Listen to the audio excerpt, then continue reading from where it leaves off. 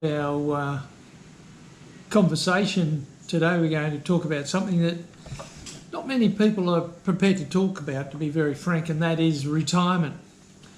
Is it all good? Is it all bad?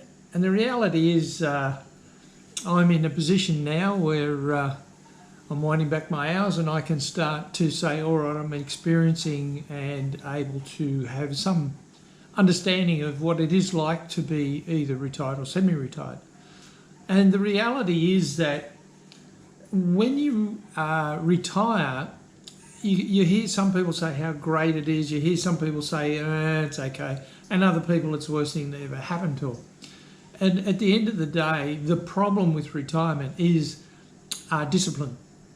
And you might say, what do you mean about discipline?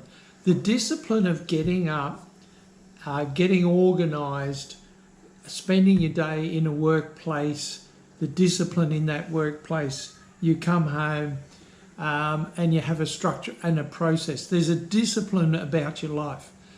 All of a sudden, if you're in a position where, especially if you're made redundant, all of a sudden somebody says, right, you can go home and you have all of your time, and you don't have a structure, you don't have a plan, you don't have the discipline of what you're going to do with yourself, all of a sudden it can become a nightmare or an exceptionally risky health hazard. Because if I don't have something to do and something in my agenda for the day, the temptation may be for some to sit around, perhaps drink, perhaps my best friend, the fridge, might get a bit of attention, and all of a sudden I start blowing out, I start getting overweight, I'm drinking too much, whatever. And the lack of discipline in my lifestyle is allowing me to overindulge in unhealthy habits. And those unhealthy habits obviously would have a distinct and significant effect on my life expectancy, also my lifestyle. So the reality of retirement is I really need to get organised before I retire, preferably, and have a plan.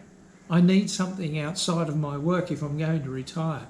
I need to have interests, hobbies, passions, whatever it is, but I need to get up in the morning and write a bit of a list, just a summary list, not overly doing it, but just a summary list of what am I going to do today? What's my job?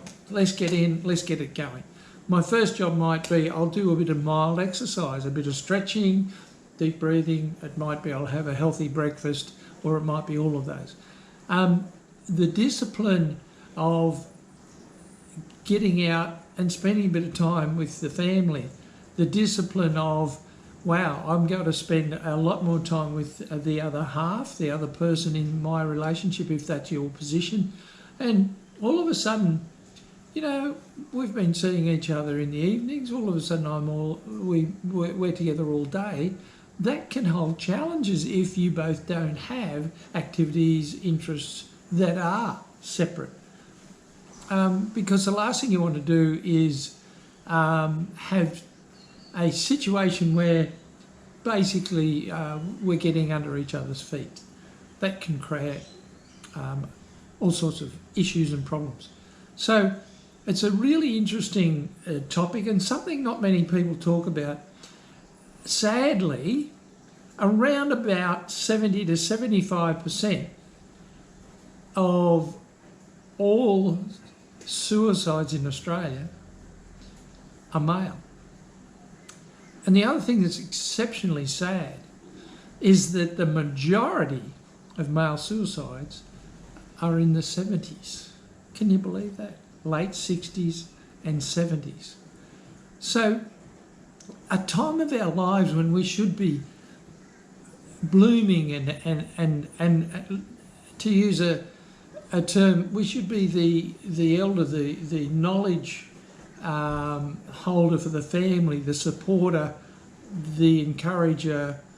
We should be the one who's able to contribute because we've been there, done that.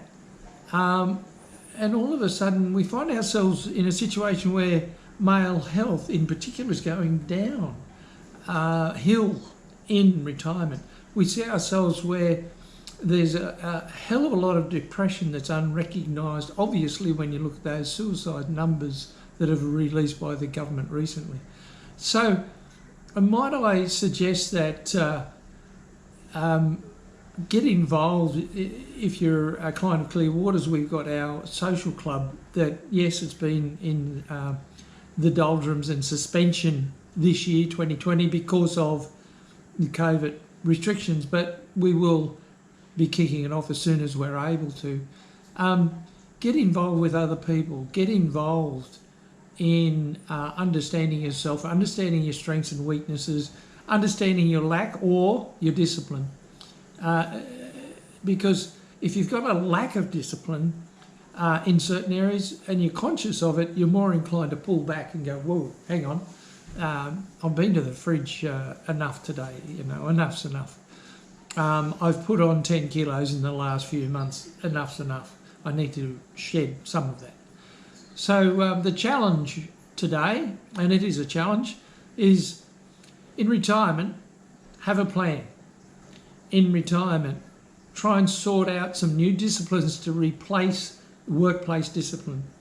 In retirement, try and look after your mental health, your physical health, your emotional health. And in retirement, try to find something that you are contributing to, whether it be other people's lives, charities. You might be going out on properties and for free, or just for food, looking after the place while people who are in the current environment distressed through drought and bushfires. Give them a break. And all of a sudden you've got a new experience, you've got new skills, you feel like you're contributing, you're doing something for somebody else, and the whole world will change. So a bit of a challenge and a bit of a awkward topic to discuss, but something that is so important. Thanks for taking the time. See you next time.